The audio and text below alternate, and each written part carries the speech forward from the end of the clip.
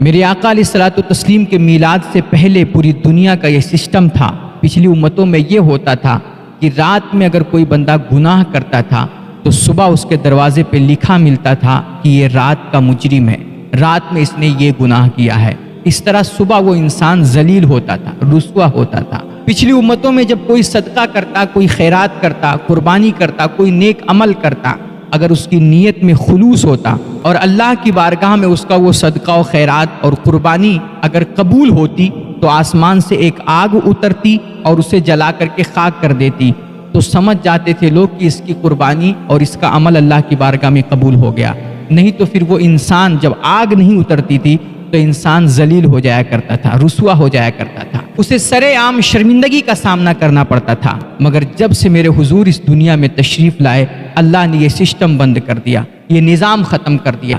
گویا یہ میرے حضور کی آمد کا صدقہ ہے کہ اللہ نے ہمارے آپ کے عیبوں پہ پردہ ڈال رکھا ہے۔ میلاد مصطفیٰ کی برکت سے دنیا جہان کو عزتیں مل گئیں، لوگ رسوائیوں سے بچ گئے، شرمندگی سے بچ گئے۔ اور جب میرے حضور علیہ الصلوۃ والتسلیم کی اس جہان میں آمد ہوئی تو اللہ نے فرمایا وما ارسلناک الا رحمۃ للعالمین، اے حبیب ہم نے آپ کو سارے عالم کے لیے، ساری کائنات کے لیے رحمت بنا کر کے بھیجا ہے۔ میرے آقا علیہ الصلوۃ والتسلیم نے اپنے رب کی بارگاہ میں عرض کیا، میرے مالک مجھ سے قبل بے شمار تیرے پیغمبر، تیرے رسول اس دنیا میں تشریف لائے، بہت سارے انبیاء اس دنیا میں تشریف لائے، میں بھی تیرا نبی اور رسول بن کر کے آیا ہوں، لیکن اے میرے کریم تو نے یہ والا ٹائٹل کسی اور نبی کو نہیں دیا جو مجھے تو نے عطا کیا ہے۔ وما ارسلناک الا رحمۃ للعالمین، رحمت للعالمین ہونے کا ٹائٹل صرف مجھے ملا ہے، تو میرے کریم مولا میری امت کے ساتھ تیرا کچھ خاص فضل بھی ہونا چاہیے، میری امت کے ساتھ تیرا کچھ خاص کرم بھی ہونا چاہیے۔ اللہ نے فرمایا میرے حبیب بتاؤ میں کیا کرم کروں؟ تو حضور نے عرض کیا میرے مالک جو تیری شایان شان ہے۔ تو اللہ نے فرمایا ٹھیک ہے، پچھلی امتوں میں ایسا ہوتا تھا کہ کوئی گناہ کا ارادہ کرتا تھا نا، وہ گناہ پھر کرے یا نہ کرے، گناہ کے ارادے پر صرف اس کے نام اعمال میں گناہ لکھ دیا جاتا تھا۔ آپ کی امت کے ساتھ میں کرم یہ کروں گا کہ اگر یہ کسی گناہ کا ارادہ کرتی ہے، کسی برائی کا ارادہ کرے گی، اور جب تک وہ برائی کر نہیں لے گی، جب تک وہ گناہ کر نہیں بیٹھے گی، اس کے نام اعمال میں ہم گناہ نہیں لکھیں گے۔ اللہ اکبر۔ حضور نے عرض کیا میرے مالک اور کوئی خاص کرم؟ تو اللہ نے فرمایا ایک کرم یہ بھی کرتے ہیں کہ پچھلی امتوں میں کوئی نیکی کا ارادہ کرتا تھا تو جب تک وہ نیکی کر نہیں لیتا تھا ہم اسے ثواب نہیں دیتے تھے، اس کے نامہ اعمال میں ثواب نہیں لکھا جاتا تھا۔ آپ کی امت کے ساتھ کرم یہ کریں گے کہ آپ کا کوئی امتی صرف نیکی کا ارادہ کر لے، صرف نیکی کا، اچھائی کا ارادہ کر لے، اور کسی مجبوری کی وجہ سے وہ نیکی نہ کر سکے، تب بھی ہم اسے ایک نیکی کا ثواب دے دیا کریں گے، اس کے نامہ اعمال میں ایک نیکی لکھ دی جائے گی۔ اللہ کے نبی نے عرض کیا میرے مالک اور اگر وہ نیکی کر لے تو جس کا اس نے ارادہ کیا تھا، اگر وہ نیکی کر لے تو پھر کیا ہوگا، تیرا انعام کیا ہوگا؟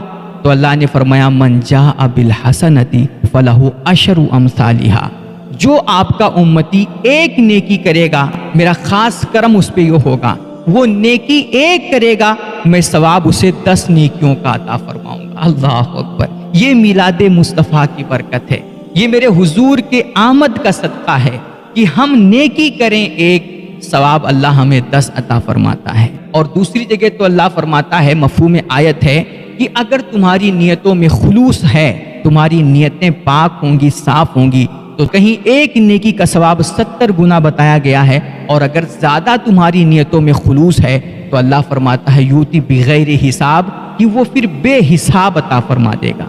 پھر کوئی کاؤنٹنگ نہیں ہوگی کہ 10 گنا دینا ہے کہ 70 گنا دینا ہے یا 100 گنا دینا ہے یا 700 گنا دینا ہے، کوئی کاؤنٹنگ نہیں ہوگی۔ اللہ اپنے حبیب کی امتی پہ خاص کرم فرمائے گا، وہ نیکی ایک کرے گا اللہ اسے بے حساب ثواب عطا فرما دے گا، بے حساب اجر عطا فرما دے گا۔ یہ اللہ کا خاص فضل ہے اپنے حبیب کی امت پر۔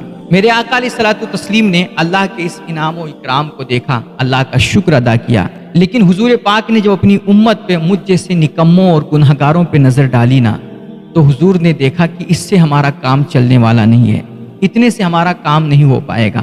تو اللہ کی بارگاہ میں حضور نے پھر عرض کیا میرے مالک یقیناً تیرا انعام بڑا ہے اور تو نے میری امت پر بڑا خاص فضل فرمایا ہے، لیکن اے اللہ تیرے خزانے رحمت میں کسی چیز کی کمی نہیں ہے، میرے مالک میرے امت پہ اور کوئی کرم فرما۔ تو اللہ نے فرمایا میرے حبیب آپ کی یہ امت میرے شہر مکہ آ کر کے ایک سجدہ صرف کرے گی تو میں اسے 1,00,000 سجدے کا ثواب عطا کروں گا۔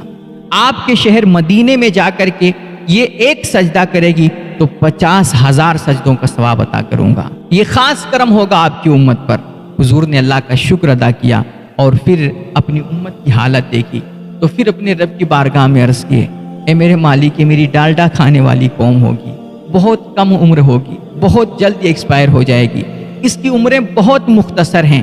اے اللہ پچھلی امتوں کے لوگ 1000 سال 500 سال جیا کرتے تھے، سینکڑوں برس کی ان کی عمر ہوتی تھی۔ اے اللہ اس عمر میں لمبی عمر میں وہ خوب نیکیاں کرتے تھے، عبادتیں کرتے تھے، تو ان کی نیکیاں ان کی عبادتیں میری امت کی عبادتوں سے بہت زیادہ ہوں گی۔ میرے مالک میری امت پہ اور کوئی کرم فرما۔ تو میرے اللہ نے فرمایا حبیب لو میں آپ کو قرآن دے رہا ہوں، لو میں آپ کو رمضان دے رہا ہوں، اور رمضان میں ایک ایسی رات دے رہا ہوں لیلۃ القدر خیر من الف شہر، کہ یہ ایک رات 1000 مہینوں کی عبادت سے بہتر ہوگی۔ کوئی بندہ اس رات میں قیام کر لے، دن کا روزہ رکھے، رات میں عبادت کرے، کہتے ہیں یہ ایک رات کی عبادت 1000 مہینوں کی عبادت سے افضل ہوگی۔ پچھلی امت کے لوگ 1000 مہینوں میں عمل کر کے نیکیاں کر کے جو ثواب نہیں کما سکے، آپ کی امت ایک رات میں عبادت کر کے اتنا ثواب کما لے گی، میں اس کو اتنا اجر عطا فرما دوں گا۔ اللہ اکبر۔ مگر میرے حضور نے پھر ہم گنہگاروں پہ نظر ڈالی، ہم نکموں کی حالت دیکھی، تو حضور نے پھر اللہ کی بارگاہ میں عرض کیا میرے مالک اتنے سے کام نہیں چلے گا میری امت کا، اے اللہ کچھ اور کرم فرما، کچھ اور فضل فرما۔ تو اللہ نے فرمایا حبیب اب کیا چاہتے ہو؟ حضور نے عرض کیا میرے مالک مجھے اپنی امت کا کام چلتا ہوا نظر نہیں آ رہا ہے۔ اللہ نے فرمایا حبیب پھر ایسا کرتے ہیں وَلَسَوْفَ يُعْطِيكَ رَبُّكَ فَتَرْضَىٰ، حبیب آپ ایک ایک کتنا مانگیں گے اور ہم کتنا ایک ایک کر کے آپ کو شمار کرائیں اور کتنا عطا کریں۔ ایسا کرتے ہیں میں آپ سے وعدہ کرتا ہوں آپ کو قیامت کے دن میں اتنا دوں گا اور دیتا ہی جاؤں گا، اس وقت تک دیتا رہوں گا حبیب جب تک آپ مجھ سے راضی نہیں ہو جائیں گے۔ اللہ اکبر۔ حضرت امام زین العابدین سے کسی نے جا کر کے پوچھا کہ حضور اللہ کی کتاب قرآن مقدس میں سب سے زیادہ امید والی آیت کون سی ہے؟ کہتے ہیں سائل کا گمان تھا کہ شاید یہ بتائیں لا تقنطوا من رحمت اللہ، یہ سب سے بڑی امید والی آیت ہے۔ لیکن جب اس نے جا کر کے امام زین العابدین سے پوچھا کہ حضور سب سے زیادہ امید والی آیت قرآن میں کون سی ہے، تو آپ نے یہی آیت پڑھ کر کے بتائی۔ آپ نے فرمایا قرآن میں سب سے زیادہ امید والی آیت ہم گنہگاروں کے لیے، ہم نکموں کے لیے اور مجھ جیسے بدکاروں کے لیے قرآن میں سب سے زیادہ امید والی اگر کوئی آیت ہے نا تو یہی آیت وَلَسَوْفَ يُعْطِيكَ رَبُّكَ فَتَرْضَىٰ ہے، کیونکہ اللہ فرما رہا ہے حبیب میں آپ کو اتنا دوں گا اور اس وقت تک دیتا چلا جاؤں گا اور نوازتا چلا جاؤں گا جب تک آپ راضی نہیں ہو جائیں گے۔ اور میرے حضور نے فرما رکھا ہے واللہ قط لا ارضا وواحد من امتی فی النار، اللہ کے نبی نے فرمایا ہے کہ اللہ کی قسم میں قیامت کے دن اپنے اللہ سے اس وقت تک راضی نہیں ہوں گا جب تک میرا کوئی ایک امتی بھی جہنم میں ہوگا۔ میں جب تک اپنے ایک ایک امتی کو، ایک ایک کلمہ گو کو جہنم سے نکلوا کر کے جنت میں نہیں پہنچوا دوں گا جب تک میں اپنے اللہ سے راضی نہیں ہوں گا۔ اللہ اکبر۔ تیرے ہی دامن پہ ہر آسی کی پڑتی ہے نگاہ، ایک جانے بے خطا پر دو جہاں کا بار ہے۔ کہتے ہیں جو گناہ کیے ہوں گے نا، گناہگار مطمئن کھڑے ہوں گے، اور جس نے کوئی گناہ نہیں کیا، جو بے خطا ذات ہے، میرے حضور اس دن سجدے میں گر کر کے رو رو کر کے اپنے رب کو منا رہے ہوں گے۔ پھر اللہ بھی اپنا وعدہ پورا فرمائے گا اور اللہ فرمائے گا حبیب سر کو سجدے سے اٹھاؤ اور بولو آپ کو کیا چاہیے، مانگو کیا مانگنا ہے۔ آج آپ جو بھی مانگیں گے آپ کی ہر مانگ پوری کی جائے گی۔ اللہ اکبر۔ پھر میرے نبی ایک ایک امتی کو پکڑیں گے، ایک ایک پاپی کو، اپنی امت کے ایک ایک خطا کار کو، بدکار کو، گناہگار کو پکڑ پکڑ کے اللہ کی بارگاہ میں پیش کریں گے اور آپ شفاعت کریں گے، آپ اللہ سے سفارش کریں گے، اور پھر آپ کے کہنے پر اللہ بڑے سے بڑے پاپیوں کو بخشتا چلا جائے گا۔ پیش حق مزدہ شفاعت کا سناتے جائیں گے، آپ روتے جائیں گے، ہم کو ہنساتے جائیں گے۔